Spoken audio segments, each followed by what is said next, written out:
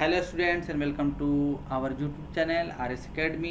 आप सबको पता है कि इस पे थ्योरी को सेशन जा रहे हैं, प्रैक्टिस सेशन जा रहा है, क्योंकि आपको बेहतर करना है, बेहतर से तैयारी करना है। हमारा पर्पस ही चैनल का है कि क्वालिटी कंटेंट प्रोवाइड करना आपको, ताकि आप देख रहे हैं कि आप ये मैथमेटिक्स के सेशन जा रहे हैं, फिजिक्स के सेशन जा रहे हैं, केमिस्ट्री के सेशन जा रहे हैं और बाकी फिजिक्स के प्रैक्टिस सेशन भी जाने लगे। 11th IIT JEE और नीट के लिए जो PYQ क्वेश्चंस हैं, तो आप हमारे चैनल पे बने रहेंगे। चैनल को बढ़ाना है क्योंकि ये आपका चैनल है। अगर चैनल बढ़ेगा तभी हम लोग और बेहतर कर सकते हैं, मोटिवेशन आएगा। सिर्फ आपको पढ़ना है। अगर कोई टॉपिक समझ में ना आए तो आप कमेंट करेंगे, हम लोग समझाने की कोशिश करेंगे। तो चलिए स्टार्ट करते हैं। आज का सेशन होगा, जैसे आप सबको पता है, जो फिजिक्स का टॉपिक है मैकेनिकल प्रॉपर्टीज ऑफ सॉलिड, जो काफ़ी इंपॉर्टेंट टॉपिक माना जाता है। और इस पे हमने 2 सेशन प्रैक्टिस कर लिए हैं, 5-5 क्वेश्चन जो प्रीवियस ईयर क्वेश्चंस हैं, जो IIT JEE और नीट के पूछे गए हैं सवाल है। आजकल बोर्ड के एग्ज़ाम में भी ऑब्जेक्टिव आते हैं, तो आपके कॉन्सेप्ट क्लियर होने चाहिए। तो उसी तरह से ये 3rd सेशन होगा। एक और सेशन इस पर हम लेंगे, यानी 4 सेशन हम लोग मैकेनिकल प्रॉपर्टीज ऑफ सॉलिड पे सिर्फ पढ़ेंगे। 20 क्वेश्चंस हो जाएगा और ये काफ़ी अमाउंट में क्वेश्चंस हो जाएगा और सभी कॉन्सेप्ट इससे आपके क्लियर हो जाएंगे। तो आप चैनल को सब्सक्राइब कर लें अगर आप पहली बार देख रहे हैं चैनल को, तो वीडियो को और अपने दोस्तों तक भी पहुंचाएं। जो नीडी हैं या जिनको समझ में नहीं आ रहा है, तो उन तक ये सारी बातें पहुंचाएं ताकि वो भी फ़ायदा इसका उठा सके। मदद करनी चाहिए। तो चलिए स्टार्ट करते हैं। जैसे कि क्वेश्चन नंबर 1 देख रहे हैं आप। क्वेश्चन नंबर 1 क्या कह रहा है? Important question. A wire fix at the upper and and stretch by the length small l by the application of force. मान लीजिए कि एक वायर है, आपने यहाँ पे इसको फिक्स कर दिया, इसके अपर एंड को, और यहाँ पे आपने फोर्स लगा दिया F। तो ये मान लीजिए कितना एक्सटेंशन हो रहा है इसमें। मान लीजिए अब इसका लेंथ ये था, अब ये डैश डैश डैश, अब ये शेप ले लिया, यानी लेंथ में इंक्रीमेंट हो गया। तो ये पहले लेंथ आप मान लीजिए कैपिटल L था, इसका नहीं दिया है, हम लोग एज्यूम कर लेते हैं। और ये जो डिफॉर्मेशन हो रहा है वो क्या है? स्मॉल l है। ठीक है। तो by the application of force आप जानते हैं वर्क डन इक्वल टू, आप याद रखेंगे फॉर्मूला को, वर्क डन इक्वल टू होता है 1/2 गुने स्ट्रेस गुने स्ट्रेन गुने वॉल्यूम। ठीक है। अब यहाँ से लिख सकते हैं 1/2 स्ट्रेस इक्वल टू क्या आता है? Force divided by area. Strain equal to क्या होता है? Change in dimension to the original dimension. तो चेंज क्या आपका स्मॉल l है और ओरिजिनल डायमेंशन क्या? कैपिटल L है। और वॉल्यूम क्या होता है? Area into length. और मान लीजिए इस वायर का एरिया L है, तो यहाँ से आप देख रहे हैं लेंथ से लेंथ कैंसिल हो जाएगा, एरिया से एरिया कैंसिल होगा, यानी work done W equal to आप देखें तो FL डिवाइडेड बाई 2 हो जाएगा। ये स्मॉल l है। और FL/2 कितना आसान है। L क्या है? डिफॉर्मेशंस है, यानी स्ट्रेच करने के बाद कितना एक्सटेंशन हो रहा है, लेंथ कितना इंक्रीज हो रहा है, वो L है। F फोर्स अप्लाइड है 2। तो आप यहाँ से देख रहे हैं कि FL/2 is the D option, यहाँ दिया हुआ। तो कॉन्सेप्ट क्लियर होना चाहिए, यानी वर्क, ये फॉर्मूला आपको याद रखना, इस पर सवाल पूछा जाता है। ये IIT JEE का क्वेश्चन है। अगला सवाल देखते हैं, नीट में पूछा हुआ क्वेश्चन है, the dimension of stress R। ठीक है। पहले आप समझे कि डायमेंशन के कुछ कंडीशंस होते हैं, आप उसी का लिख सकते हैं जो जिसके पास यूनिट हो। दूसरा, मेजरेबल हो। अब एक अगर बोला जाए तो एक का क्या डायमेंशन होगा? Have the measurable values, measurable values हो। और थर्ड क्या हो? फंडामेंटल क्वांटिटी पे डिपेंड करता हो, फंडामेंटल क्वांटिटीज पे डिपेंड करता हूँ। तो इन सारे कंडीशंस को हम लिख सकते हैं। तो स्ट्रेस इक्वल टू आप जानते हैं क्या होता है, sigma internal resisting force divided by area. और इंटरनल रेसिस्टिंग फोर्स को आप F लिख लें अभी, एरिया। F का आप लिखेंगे तो इसका फंडामेंटल क्वांटिटी क्या होता है, kg मीटर पर सेकेंड स्क्वायर, और एरिया का मीटर स्क्वायर। ये मीटर कैंसिल होगा, यानी सिग्मा का यूनिट हो जाएगा kg मीटर नीचे और सेकेंड स्क्वायर। इसमें तो कोई डाउट नहीं है। देख रहे हैं यहाँ पे स्ट्रेस जो है फंडामेंटल क्वांटिटी पे डिपेंड कर रहा है, और जब फंडामेंटल क्वांटिटी पे डिपेंड कर गया तो आप डायमेंशंस को हमेशा बड़ा ब्रैकेट के अंदर लिखते हैं। kg का डायमेंशन होता है कैपिटल M डिवाइडेड बाई आप लिख सकते हैं मीटर का कैपिटल L और सेकेंड का T, तो यहाँ T स्क्वायर है।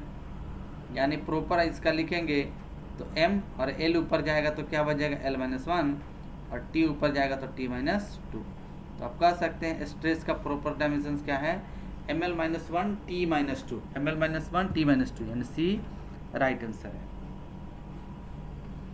अगला सवाल देखते हैं, क्वेश्चन नंबर 3, ध्यान से पढ़ना है और क्वेश्चंस को समझिए। IIT JEE का सवाल है। The following 4 wires are made of, 4 wire है, मेड ऑफ सेम मटेरियल। अगर कोई वायर है, चाहे n वायर हो, समझेंगे, if n wire is made of same material,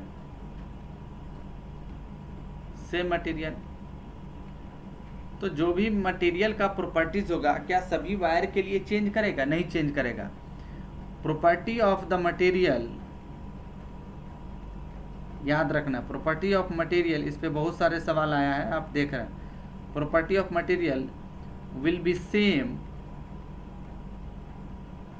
for each wire,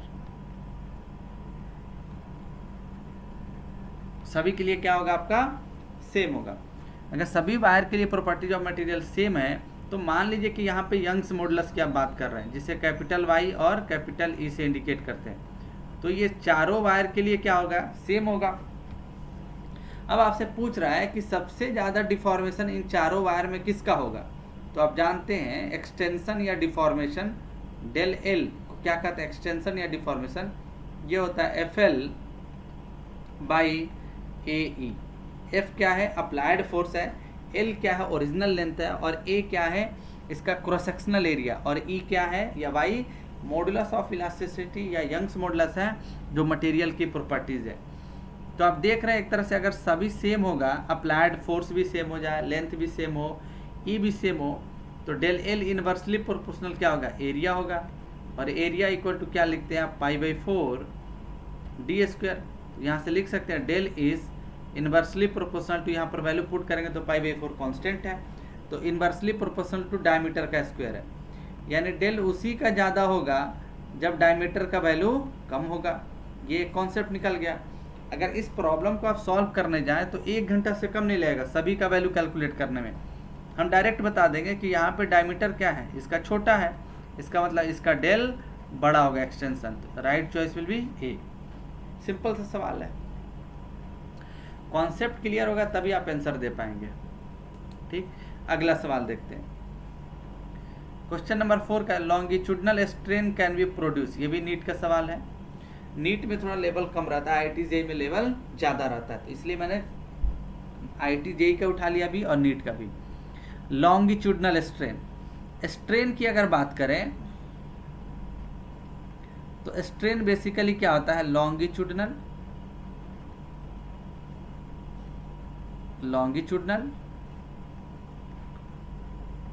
lateral और शियर स्ट्रेन। ठीक है, लॉन्गिट्यूडनल, लैटरल और शियर स्ट्रेन होता है। तो यहाँ पर देखेंगे लॉन्गिट्यूडनल कहाँ पर डेवलप होता है, along the applied force, along the applied force आपका क्या होता है, लॉन्गिट्यूडनल स्ट्रेन डेवलप होता है।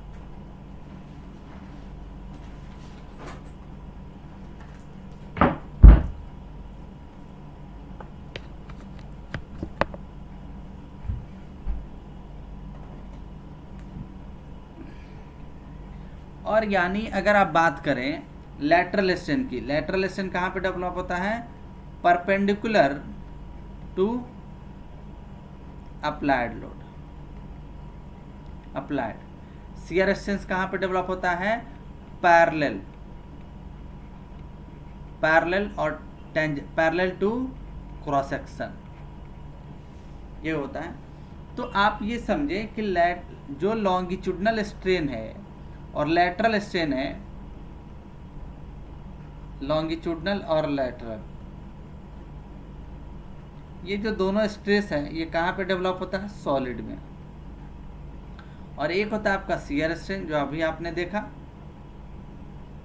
शियर स्ट्रेन कहाँ पे डेवलप होता है? Solid as well as and fluid में। फ्लूइड कहने का मतलब लिक्विड एंड गैस में। फ्लूइड में दोनों को कंसीडर किया जाता है, liquid as well as gas. तो यहाँ पूछा जा रहा है longitudinal strain can be produced in, तो लॉन्गिट्यूडनल स्ट्रेस कहाँ पे प्रोड्यूस होगा?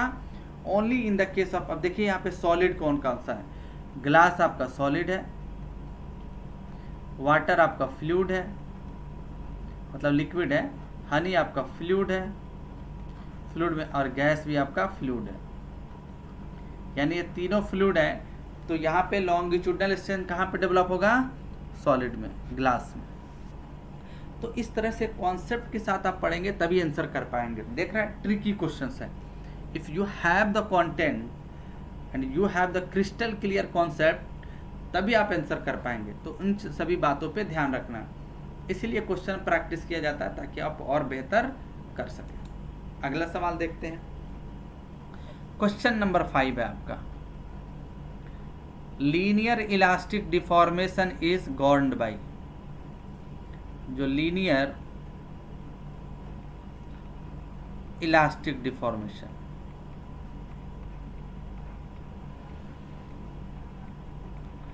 अब आप समझेंगे डिफॉर्मेशन। एक होता है आपका इलास्टिक डिफॉर्मेशन और दूसरा होता है आपका प्लास्टिक डिफॉर्मेशन।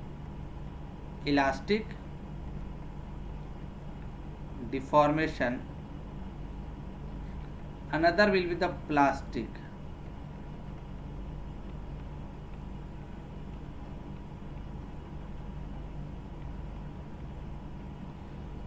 सही है, एक इलास्टिक डिफॉर्मेशन है आपका और दूसरा प्लास्टिक डिफॉर्मेशन है। जैसे अगर स्ट्रेस और स्ट्रेन डायग्राम आप ड्रॉ कर दें, ये स्ट्रेस है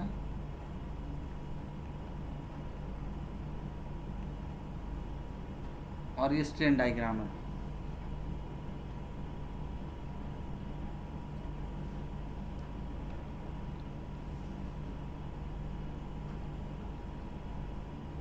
तो इस तरह से डायग्राम आप देखते हैं, बार बार हम लोग ये डायग्राम देख रहे हैं।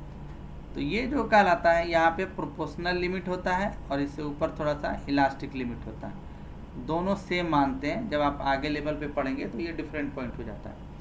तो इनके बीच ये जो डिफॉर्मेशन आप देख रहे हैं, ये जो डिफॉर्मेशन आप देख रहे हैं यहाँ से, ये रेंज होता है इलास्टिक डिफॉर्मेशंस का,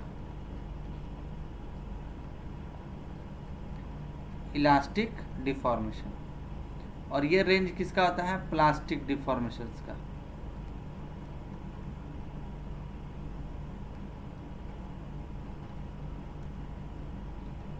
ठीक है ना, ये रेंज होता है इलास्टिक डिफॉर्मेशंस का और ये रेंज होता है अपना प्लास्टिक डिफॉर्मेशंस का। तो आप यहाँ पे देख रहे हैं कि लीनियर इलास्टिक डिफॉर्मेशंस, ये लाइन जब आप देखेंगे ये वाला, तो यही एक लाइन है जो लीनियर है, इसीलिए इलास्टिक डिफॉर्मेशंस क्या कहलाता है? Linear deformation. और इससे पहले लग जाता है लीनियर इलास्टिक डिफॉर्मेशन, क्योंकि इलास्टिक ही लीनियर डिफॉर्मेशंस होता है। और हुक्स लॉ जो है कहाँ पर अप्लीकेबल है? Only in the range of Hooke's law, valid for linear elastic deformation, elastic deformation. तभी तो आप कहते हैं stress is directly proportional strain होता है according to the Hooke's law. ये तभी वैलिड है जब डिफॉर्मेशन आपका लीनियर हो। ऑप्शन पे चले आते हैं, हुक्स लॉ आपका दिया हुआ है। Euler and Bernoulli equation basically applied in the case of fluid. Euler equation होता है जो फ्लूइड को गवर्न करता है, and Bernoulli equation work on the principle of conservation of energy, जो भी ये डायनामिक फ्लूइड को गवर्न करता है। तो right choice will be the Hooke's law. ये काफ़ी ट्रिकी और डेप्थ लेवल पे क्वेश्चन पूछा गया क्योंकि नीट और आईआईटी के क्वेश्चंस हैं, तो आप क्वेश्चंस के स्टैंडर्ड लेवल को समझ सकते हैं कि किस लेवल पे जाके क्वेश्चन आपसे पूछा जा रहा है। तो जैसे कि इससे पहले हम लोगों ने 2 सेशन कर लिया है, सभी सेशन में 5-5 क्वेश्चन हम लोगों ने प्रैक्टिस किया।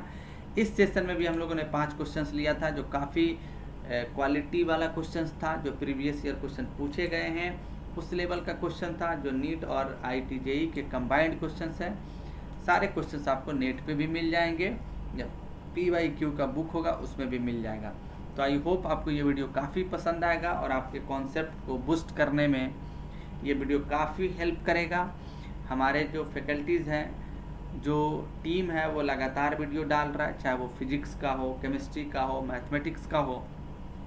कुछ दिन में बायोलॉजी के भी सेशंस इस पे आने लगेंगे, लेकिन हमें भी मोटिवेशंस की ज़रूरत पड़ती है।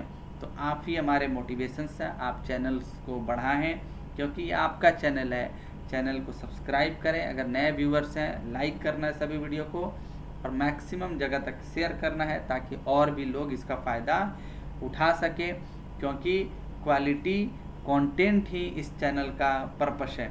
आप देखते होंगे हर जगह भगदड़ मचा हुआ है, लेकिन आप कंटेंट कंपेयर करेंगे तो यहाँ काफ़ी बेहतर कंटेंट मिलेगा। और अगर आप सजेस्ट करेंगे, कमेंट करेंगे, तो हम लोग और कंटेंट इम्प्रूव करेंगे, क्योंकि आप ही लोग हमें गाइड कर सकते हैं कि किस लेवल के कंटेंट आपको चाहिए।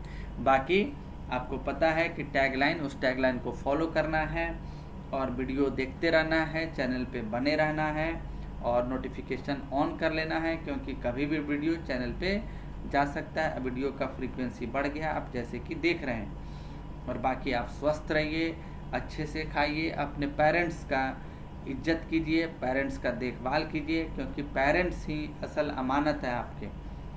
और आप ऑनेस्टी लेवल से काम कीजिए, ऑनेस्टी लेवल से पढ़िए, तभी आप अचीवमेंट आपको मिलेगा। और ऑनेस्टी लेवल से पेरेंट्स को देखभाल भी करना है। दोनों चीज़ें ये आपकी जिम्मेदारी है। अपने फ्यूचर को भी बनाना है और पेरेंट्स का सपोर्ट भी बनना है, ठीक है ना? तभी आप कामयाब हो सकते हैं। तब तक के लिए थैंक यू। ये आपका टैगलाइन याद होना चाहिए। फिर मिलते हैं नए सेशन, इस पे और एक हम सेशन प्रैक्टिस करेंगे मैकेनिकल प्रॉपर्टीज ऑफ सॉलिड पे, ताकि और भी कॉन्सेप्ट आपका बेहतर हो सके। फिर अगले सेशन स्टार्ट होगा कोई टॉपिक का, तो हम उस सेशन में डिस्कस कर देंगे। तब तक के लिए थैंक यू। फिर मिलते हैं नए सेशन में।